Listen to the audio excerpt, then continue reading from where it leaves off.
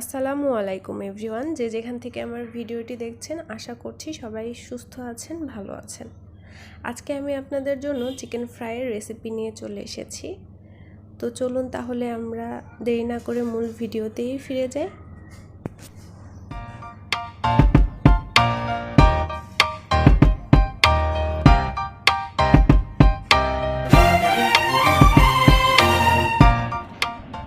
আমি একটি বাটিতে 6 পিস মুরগির মাংস নিয়ে নিয়েছি। এখন এখানে আমি দিয়ে দিচ্ছি 1 টেবিল চামচ পরিমাণ আদা বাটা, দিয়ে দিচ্ছি আমি 1 টেবিল চামচ পরিমাণ গোলমরিচের গুঁড়া,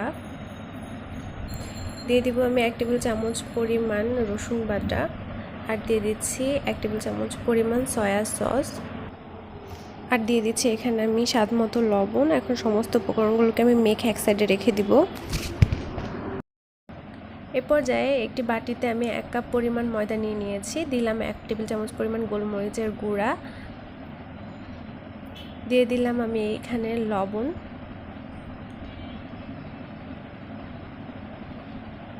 আর দিয়ে দিচ্ছি এখানে আমি 1 টেবিল চামচ পরিমাণ শুকনা মরিচের গুঁড়া,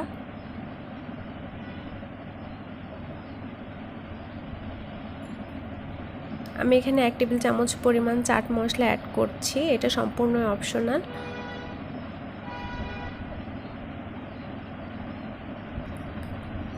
এখানে আমি দিয়ে দিয়েছি সামান্য পরিমাণ বেকিং পাউডার, আর দিয়ে দিলাম 3 টেবিল চামচ পরিমাণ কর্নফ্লাওয়ার। এখন সমস্ত উপকরণগুলোকে আমি ভালোভাবে মেখে নিব। আমি হাত দিয়ে খুব ভালোভাবে এটা মেখে নিচ্ছি। আমি সমস্ত উপকরণগুলোকে ভালোভাবে মিশিয়ে নিচ্ছি। মেশানো হয়ে গেলে এই পর্যায়ে আমি এখানে একটি বক্স নিয়ে নিব। বক্সের মধ্যে আমি ময়দার মিশ্রণটি ঢেলে দিলাম। এখন এখানে আমি মাখিয়ে রাখা চিকেনগুলো দিয়ে দিচ্ছি। এখন বক্সটার মুখ আমি ঢাকনা দিয়ে ভালো করে ঢেকে এটাকে আমি 3-4 মিনিটের মতো এভাবে করে ঝাঁকিয়ে নিব।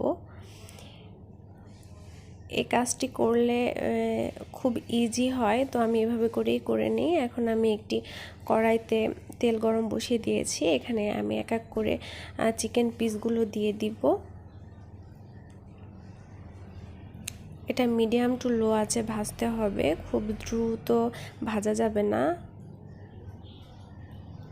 একটু সময় নিয়ে এটাকে ভাজতে হবে। মোটামুটি আমি এটাকে 17-18 মিনিটের মতো ভেজে নিব। যেহেতু আমি চিকেনগুলো আগে থেকে সিদ্ধ করে নেইনি, তো তার জন্য কিন্তু আমাকে এটা খুব আস্তে আস্তে ভেজে নিতে হবে।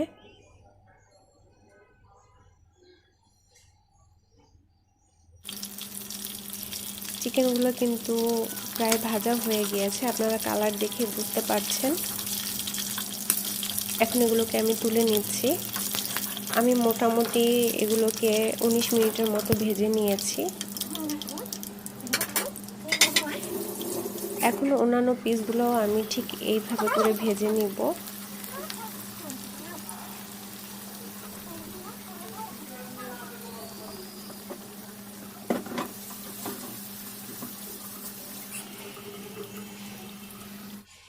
আমার চিকেনগুলো কিন্তু অলরেডি ভাজা হয়ে গিয়েছে, আপনারা দেখতে পাচ্ছেন এটা দেখতে কতটা সুন্দর লাগছে এবং খুব ক্রিস্পিও হয়েছে। আপনারা এই রেসিপিটি বাসায় ট্রাই না করে দেখলে বুঝতে পারবেন না। তো আমার রেসিপিটি যদি আপনাদের ভালো লেগে থাকে আমার চ্যানেলে সাবস্ক্রাইব করবেন এবং আমার পাশে থাকবেন। আল্লাহ হাফেজ।